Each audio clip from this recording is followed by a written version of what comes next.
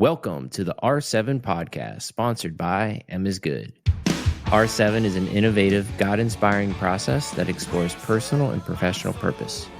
R7 analyzes 7 strategies to transform your vision and find direction in your organizational marketing. R7 establishes clarity and guidance for the gift we call life. This is my destiny. Welcome to the R7 podcast. I am super excited today because I've got a very special guest on with me. His name is Dave Bennett, and Dave has been a good friend of mine for at least a decade. He has gone through the R7 process. He loves vision. He loves the Lord. He runs a very, very large organization right now. And I'm super excited to have him on. We're going to be talking about R7, obviously, but we're going to be talking about communication, messaging today. So I want to welcome in my buddy, pretty close BFF, I would say, Mr. David Bennett. Welcome to the podcast. Thanks, man. I'm excited to be here. We've had our own, iterations of things to help add value to others while entertain ourselves. So this is another fun experience for sure. And I hope that all your clients and listeners, I hope this helps for sure. We'll do our best to try to keep each other on track. One of the things that I love doing podcasts with you is that, it's just so much fun and it's so real. And I think today's topic on messaging is a real topic. We have out there what I would call ORPs, obligatory religious phraseology. This is messaging that just doesn't resonate with other people, especially non-believers. I'll give you an example of that. An ORP would be something like transforming ministries with a spirit of excellence, helping people become fully devoted followers of Jesus Christ. This is really cute messaging that simply doesn't work when it comes to conversion. I think about, I like to tell this story about Ronald Reagan. When back in the 80s, when Reagan was president, there's a thing called a bounce rate and then impressions that hit us. So the bounce rate was about 30 days. So what this means is that when the American president would give a speech, that speech would resonate with the people for 30 days. This is the bounce rate. The amount of impressions that were hitting us at that time are about 3,000. If I fast forward to when Obama was getting elected, the bounce rate was 3 days. The gross impressions were 9,000 impressions per day. So an impression would be somebody, an organization wanting you to buy their toilet paper, toothpaste, mouthwash, deodorant, cat food, cat litter, cars, whatever it is, whatever the, people are selling at that time. Christmas is a really crazy time because everybody wants you to buy their stuff. But if I fast forward to when Donald Trump was president, the first time he was running, can you guess what the bounce rate was, Dave Bennett? Bounce rate. I have to imagine it was like 2 or 3 times what you just listed at least. Yeah, it was 1 hour. So we go from 30 days to 3 days to 1 hour. Wow. I haven't looked at the recent information, but it's probably down to minutes. And this is probably why tweeting became a very big deal because, the news cycle would turn so quickly. And our gross impressions are up to about 13,000. So when we're talking about messaging, man, like it is the center of what we do. And a lot of times ministries don't have a lot of money. So you have to find the tip of the spear in the messaging. You have to figure out what the hero and the villain is. And I think we were talking prior to the podcast, I love what Donald Miller said about, the organization is no longer the hero, the client, the donor, the first-time guest, they are the hero. The organization is their guide. And so like, what does that mean to you and what you're doing? And, kind of what's been going on in your life of why is this important? Well, I think if you're part of organizational life, whether it is at a church or at the company you work for, or even at the sports club your kids play at, there is that inside jargon and language that if you are an insider, you know exactly what is being talked about. But if you're an outsider, you don't. And the tension you've got to manage in organizational leadership is how do I make people aware of that? How do I communicate appropriately so people aren't left looking around going, what are they talking about? Yeah. I mean, you think about the times from a church standpoint where that gets really critical. It has to do with the two big church days, right? Christmas and Easter. Creasters. And yeah, exactly. And churches are thinking about, how do we make our messaging universal? How do we make it clear so that people aren't left going, this place is a cult? Peace. I'm Yeah. out. And so I think, again, and if you're a listener and you work out in secular land, like I do, like we do, you deal with it everywhere. You deal with it whether you're shopping, you deal with it within your own company. Your salespeople have to think about it. You're training salespeople to get rid of that. I was in special training at our corporate office a couple weeks ago, and we were talking about kind of picking on people doing presentations about, hey, your customer is not going to have a clue what that means. Let's define those things. So I think the more you can be aware of it, the more impact you can have when you create simplicity and clarity and really call out where these kind of little jargon demons have kind of jumped into the fray, because that's what it is. So give me a jargon demon in your world. Like what would that be? And for listeners out there, talk about kind of your, what you're doing now. I know, Yeah. and if you want, give a little history of where you've been as well. That'd be great. Yeah, no problem. So, I've been involved in logistics and supply chain and transportation for over 20 years. Took a pit stop and joined executive leadership at a large multi-site church, and then got back into logistics, supply chain, transportation again. So, which is where I am now, in terms of executive leadership there. And the thing is, when you're thinking about in my world, there's a lot of things I could say you'd have no idea. I could talk about deadhead. I could talk about load locks. I could talk about, flatbeds, vans, straight trucks, intermodal, global forwarding. I could talk about so many things you would be left going, what in the world does that mean? I could say, did you file your AES on that? You'd be like, I don't know exactly what you're talking about. But Yeah. if you're calling me a name, then I'm really upset about it. And so yeah, we all live in that. And the thing is, you become immune to the language. You do. The longer you sit in there, in that environment, you become immune to the language. But if you can break it back down into simplicity, it makes a huge difference. So let's take this kind of to the next level in terms of, if you're trying to reach your core audience, do you use that language that's cute and to say, hey, I know kind of who you are, and I can relate to you. So you use that language, or do you bring it back and say, you know what, I need to speak common language here? Yeah, that's a great question. And I think if you can make it common, because it goes back to what you were talking about a second ago. Your customer is the hero. And so if they're the hero, you have to make language for them that connects to them, that they can respond to. So, I mean, I can give you a really good example of what we do here. So, we had a customer, we still have them, but I mean, I dealt with this last year where they wanted to be quoted pricing in a certain way. Well, we were quoting in a way that we've always quoted. We weren't quoting it for them. And I was like, time out. No. Customer's the hero. We need to talk customer language. So I created some tools for some of our people to quote differently so the customer would see that. And you can already guess what his response was. He was like, oh my gosh, this makes my life so much easier. Right. I totally understand now. And that then becomes transferable. In the same way, if you're leading a church and you're going to talk about generosity, you're going to talk about volunteering, you've got to put that stuff in terms that the general public is going to understand, right? Because if you're talking about, we need to raise our volunteer numbers, we need more people volunteering, your people may hear that out in the audience and think, you're asking me to sign on to a commitment that's forever. Right. And I don't want to do that. What if I'm with people that are weird, that scare me? I mean, that's what they're thinking, but you've got to be able to relate it in a way.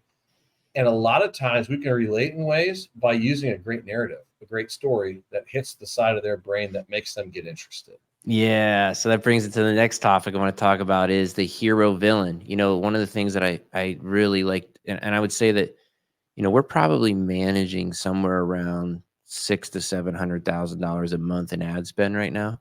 And, we wouldn't be managing that kind of money if it didn't work. And so one of the things that I love to do is really understand the hero and the villain.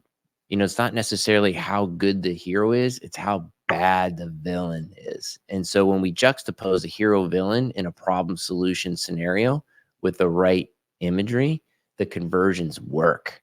Nice. And so, I love this idea of what is the hero villain. Now, I know we're talking about churches, but you can really look at, if you're a Christian organizational leader out there, you can say, okay, how do I make my messaging? How do I find the tip of the spear in my messaging? And one of the things I like to look at is what is happening in the marketplace. Like, for instance, everybody can relate to COVID. And when we're coming out of COVID, it was very easy to create a hero villain out of that. And what it was, people were in isolation. So instead of saying, come worship with us, we're saying, hey, we know, we're isolated. Come do community with us. Most people don't know, but Google and Facebook shut down the word church. We couldn't use church in our ads. So you couldn't say, come to our church. You had to say, come do community with us. That was our workaround.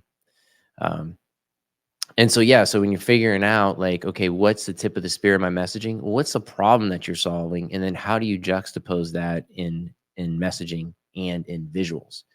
And that a lot of times works really well. So, we can win together in community. We win together is great messaging, right? Let's read the Bible together is great messaging. We already know, Dave, you're not reading your Bible.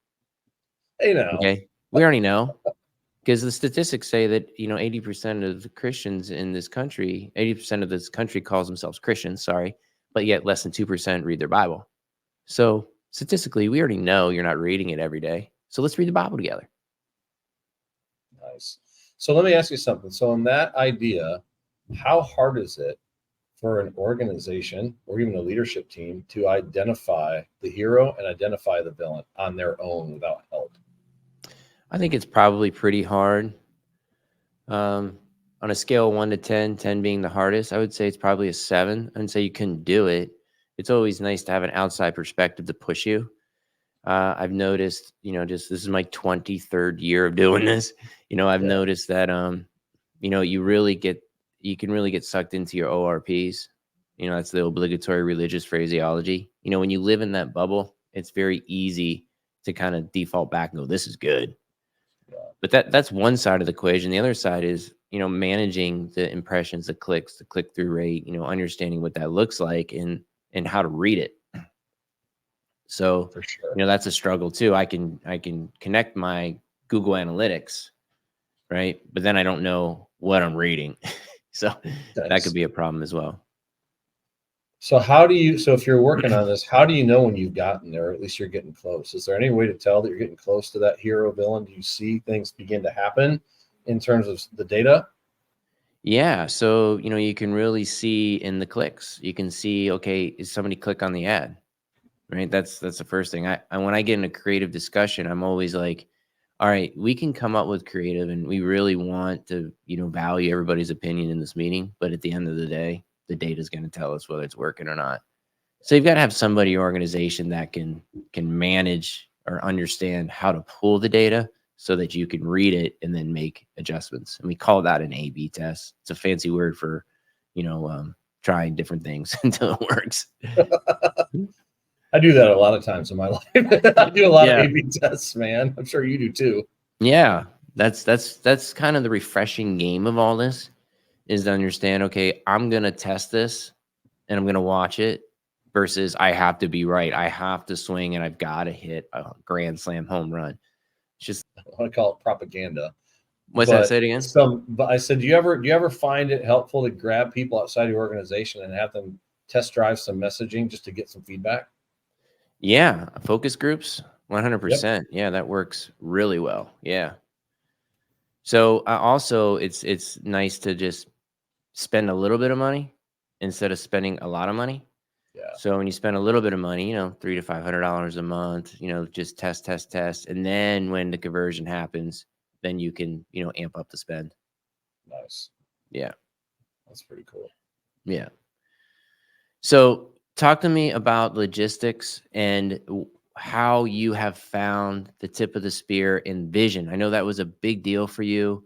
Yeah. When you first took this job and really trying to get the team on the same page. How did you use vision to really kind of either motivate or pull your team together? That is an awesome question. So I've used it multiple ways and in multiple times. And we just went through a shift in my team toward the end of this past year. And I brushed some things off, or kind of brought them back off the shelf to try. And, the vision that we have for the group that I lead is simply this: helping everyone win every day. I mean, if you wanted to Mm, get cheeky, you could be helping everyone win every day all the time. yeah. you know but it's very portable, and it works for different people that are in different parts of their career. People that are in their 20s were taught to help everyone win every day. Mm, So this is great. Right, so now we're not competing against each other. We're actually helping each other win, and we break it down into 5 different categories and ways that we help everyone win every day: from our customers, our vendors, each other, our leaders, and then how we engage our community, actually. Because I really believe in our company, like I do in the local church, that anywhere our company has an office, that in that community should be better because of it. And we use this idea of helping everyone win every day and building community, and kind of double down on what the U.S. Surgeon General released back in May of last year. They released a new advisory, and they called attention to the public health crisis of loneliness, isolation, and a lack of connection. that's so good. Say that again. Right? The U.S. Attorney General, Vivek Murthy, released, and you can go online and see this on the government website. They released a new advisory calling attention to the public health crisis of loneliness, isolation, and lack of connection in our country. Mm, And he says in this that even before the onset of the COVID-19 pandemic, half of the U.S. adults report experiencing measurable levels of loneliness. And that this idea of disconnection affects every part of our health.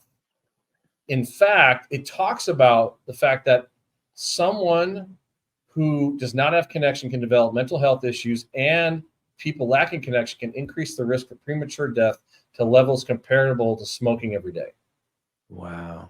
Yeah, take that and think about it for a minute. That if you Mm, are lonely, if you have anxiety, if you are depressed, that's what happens. It's like smoking every single day.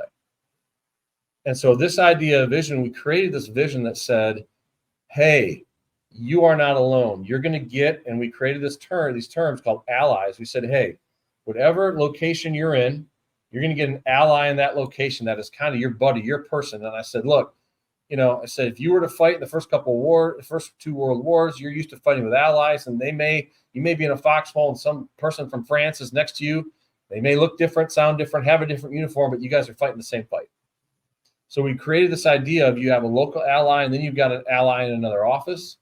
We created some communication expectations around it, where you're talking to your ally every day internally, and the one externally you're connecting once a week, even if it has nothing to do with business. mm, And so we cracked open this idea.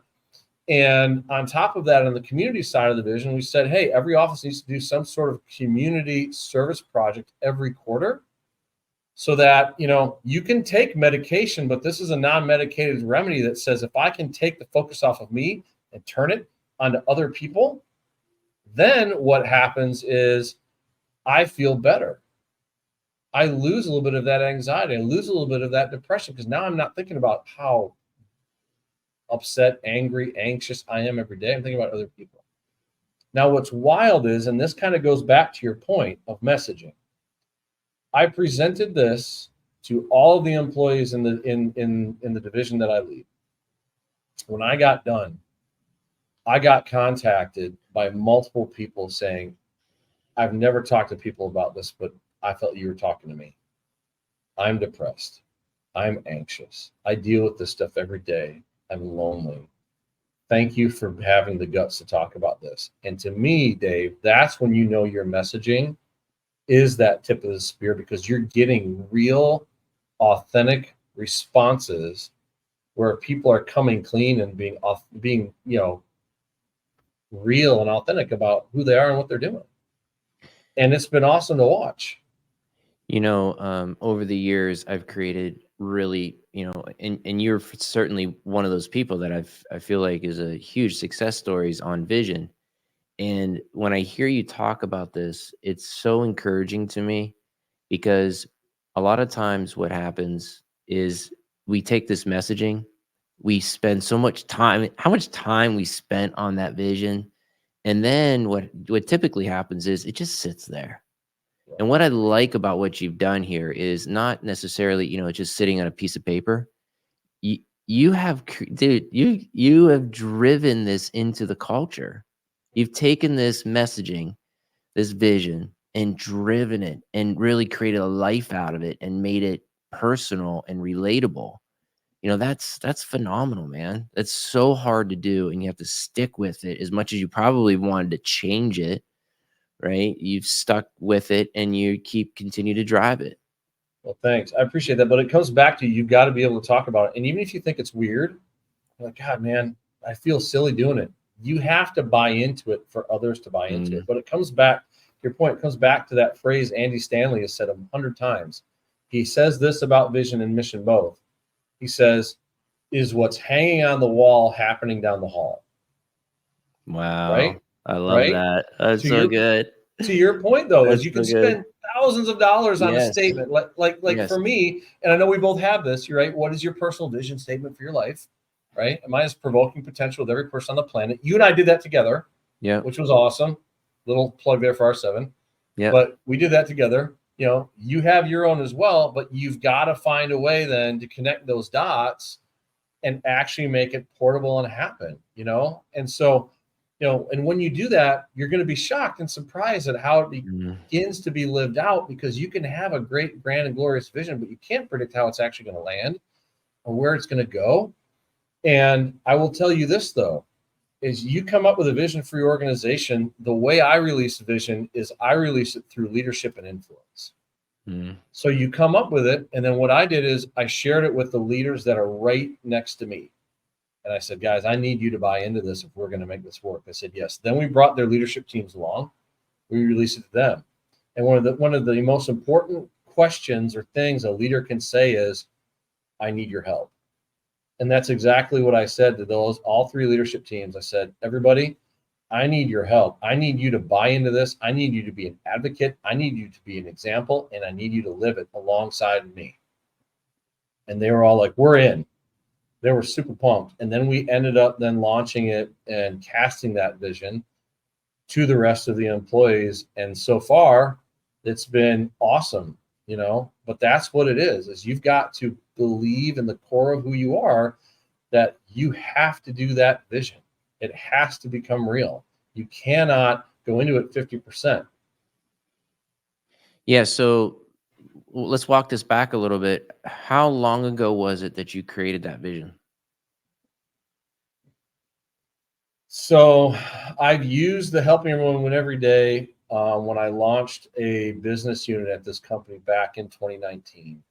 And then when I got promoted a few years later, someone takes your spot, they do their own thing, the vision kind of gets put on the shelf. And we did some reorg because the groups I'm leading now needed, this is not meant to be self-serving, but we felt that they would grow at a faster pace if we took some other pieces off my plate and allowed me to strictly focus on these three groups. And if I could get these three groups moving in the right direction, then it would make a significant financial impact on our organization. And so, of course, at that point, I'm like, I'm taking the vision back off the shelf and let's do this. But the fact was, most of the people had never heard that one. It had been a few years old and they hadn't been reporting to me at the time. And so then, I took it back off the shelf in November of last year. And I really felt divinely inspired, because I could have looked at everything that we were going through in terms of reorganization, felt bad that maybe I'm losing some responsibility, but instead it was, oh my goodness, do you know what? I could spend even more time with these people, and maybe this is a God-ordained, divinely providential experience. And at that point, it was like the Holy Spirit was like, and here's the vision that you're going to use for this. And I was like, I know that one. I like that one. But I'm like, we've got to reinvent it again. And that was where I just felt really a lot of inspiration about this because, I'll tell you, we had one employee last year take their own life, and it was very impactful. And it really bothered me because I knew them, and it didn't have to happen. But let's go back into this. We're dealing with loneliness, isolation, lack of connection. Mm.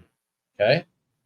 And then last fall, we had an employee in one of our offices come in one morning and asked to speak to his leader. And he sat down in his office and he said, I laid on my bed last night for 4 hours with a pistol next to my head trying to decide whether or not to pull the trigger. And I felt like I needed to tell somebody.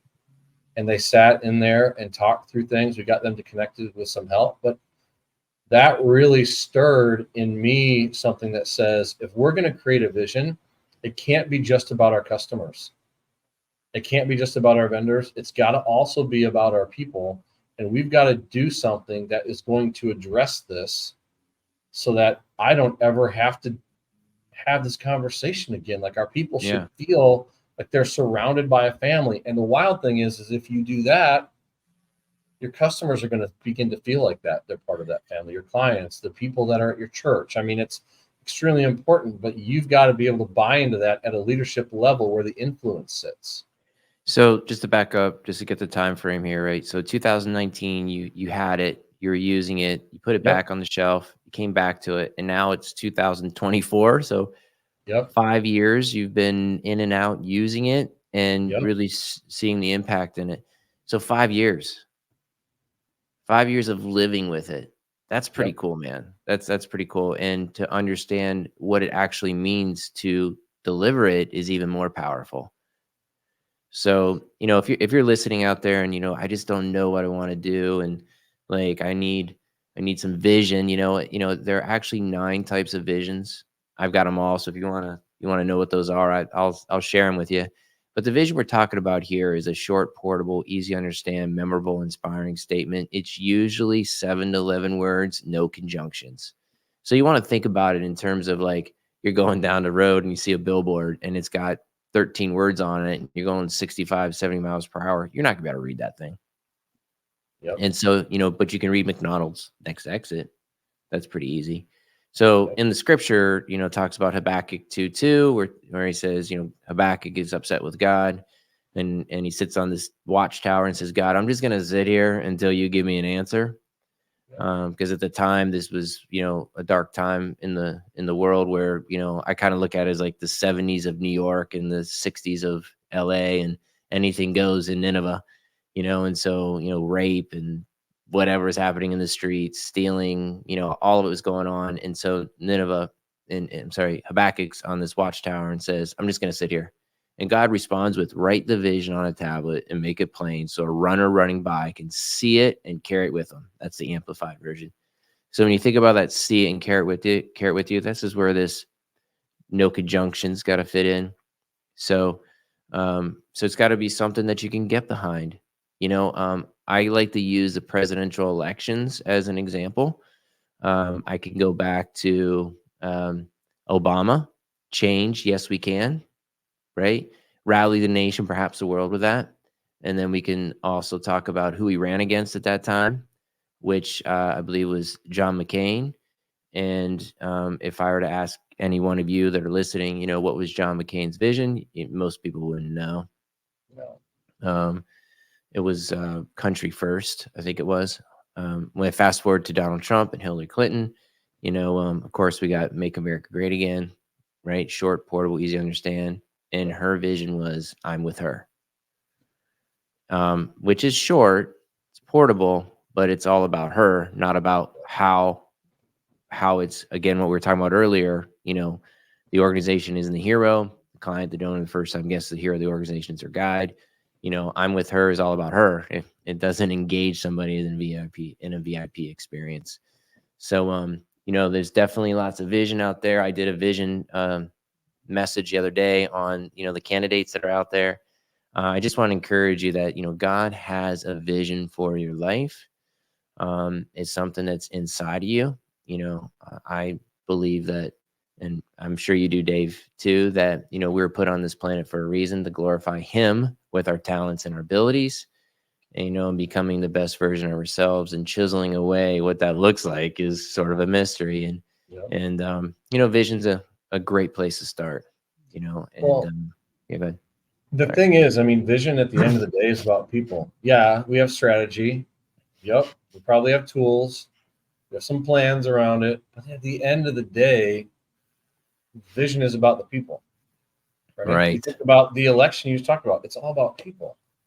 And, if you have a vision that is about yourself, it's easy to see that. If you have a vision that's about your profit, it's easy to figure that out. If you have a vision that's about growing your brand, Yes. you can sniff that out. But if you have a vision that's about serving other people, that's about being altruistic, and it's about helping others, that's also rings true. And you can feel it. A lot of your people can feel it in their heart. And there's a reason. I mean, you brought up Habakkuk. It's funny. You're thinking about Habakkuk. I'm thinking about Proverbs 29, right? Where it says, where there is no vision, the people perish, Yeah. right? That whole idea that vision is about people, and how you help, and how do you accomplish that vision with them, through them, alongside them, in order to serve them, in order to make God's name great. All that stuff is so important. The moment you try to make a self-serving vision, it's not really a vision, right? It's just a mirror. It's just about you. Several years ago, I had a mentor said to me, Dave, if you help enough people get what they want, you'll get what you want. And that's really kind of the point of the vision, is that, it's got to be on others. It's got to focus on benefiting the world. There's so much of that I see right now that, and I used to be this way, where I wanted to tear down as many people as I could so I could be the one left standing. It just doesn't work that way. Like, you got to lead with vision. You got to lead with being an inspiration. You got to lead with something that you're going to bring to the world. It's not about destroying everybody, so you're the last person standing. That's not going to work. Well, and this idea plugs into a lot of different parts of organizational health. And I'll use kind of the dirty word of sales, right? No one likes to be sold. They love to buy. Great. However, if you have two different salespeople, and you have one who all they care about is they want to make their commission, they want to sell their product, that kind of thing. All they're going to do is they're going to want to just word vomit on you all the cool things about their stuff, right? Right? When you go to a car dealership, or it's professional sales or whatever, that's where it is. But as a salesperson, if you can turn it to where it's really about making the customer, the client, the hero, they can sniff that out too, right? It's asking, your classic, like your classic magic wand question. If you could change anything, what would you change? Right? Or, or like, what's bothering you? What's keeping you up late at night? What is it that's really grinding at you that if you could change it, you would, or you've tried and you still can't figure out how to do it? Let's talk about that.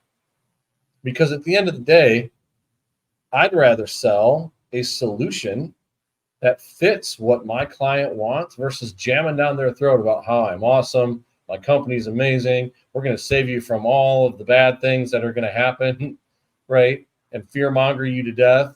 I'd rather not do that. I'd rather just talk about, what do you need and how do I give it to you? Because every other salesperson is going to try to do that. Sorry, go ahead. No, it's awesome. You bring up another story I have. I think this will be our last story, and then we'll kind of shut it down. But I was in a hotel in Charlotte, I believe, North Carolina, and it was a beautiful hotel. I think it was a Hilton. And I get into the room, and it was an absolute nightmare. It wasn't messy. It was just ergonomically inaccurate. So I get into the bathroom, and like the door swings open to the toilet, and the toilet paper was behind the door. So you couldn't yeah. And then I get in the shower, and the shower head, in order to turn on the shower head, you had to reach across the shower. So when you turn it on, you get whacked with cold water. Oh my And gosh. then when you close the door, the door wasn't all the way to the bottom, so the water leaked out from the bottom. And then when you slid the door open, it was like the door still, it jammed up, so I couldn't get the towels. So I had to step out onto the wet floor to get the towels. And I was like, this is a beautiful hotel, right? And I went down to the front desk, and I went and then there were 3 people standing there. There was a manager and 2 other people. And I wasn't mad. I was very calm. And I said, listen, I don't want an extra night. I'm not looking for a refund. I just have a question for you guys. And they're like, yeah, what's up? What's going on? I'm like, how long have you guys been, here at this hotel? And the manager was like, oh, I've been here for 3 years. I've been here for 2 years. I've been here for 1 year. And I said, okay, cool.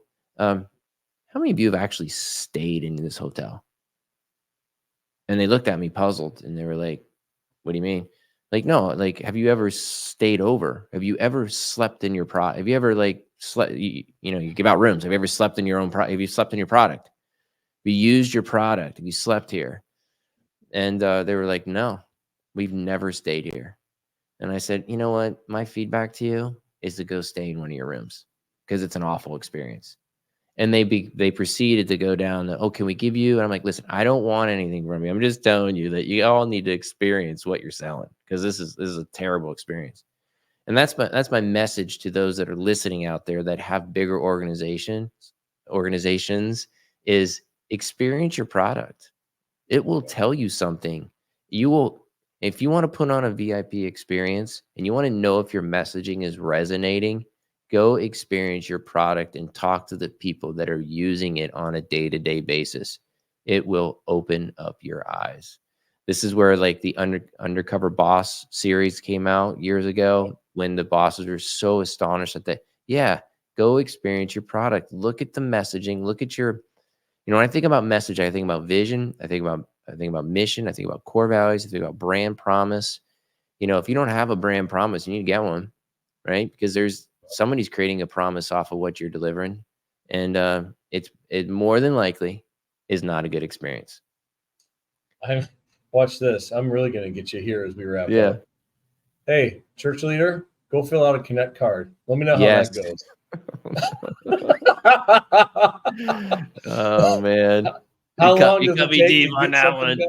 I know. How long does it take to get something back? And I'm not just talking about put a prayer request in there. See if you can sign up for a small group, or if you can serve in the children's ministry.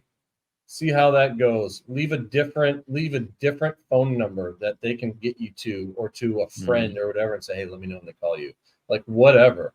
Like get creative about test driving your own experience. If you're in business, call up one of your salespeople from a different phone, from your spouse's phone or whatever, and act like you're interested in buying.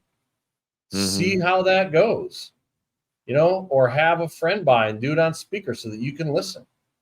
There's nothing wrong with covert inspection. Yeah, there's another name for this. It's called a secret shopper. I've been a secret shopper for many different ministries, and it's very revealing what's happening. So, listen, I want to thank you, Dave, for being on.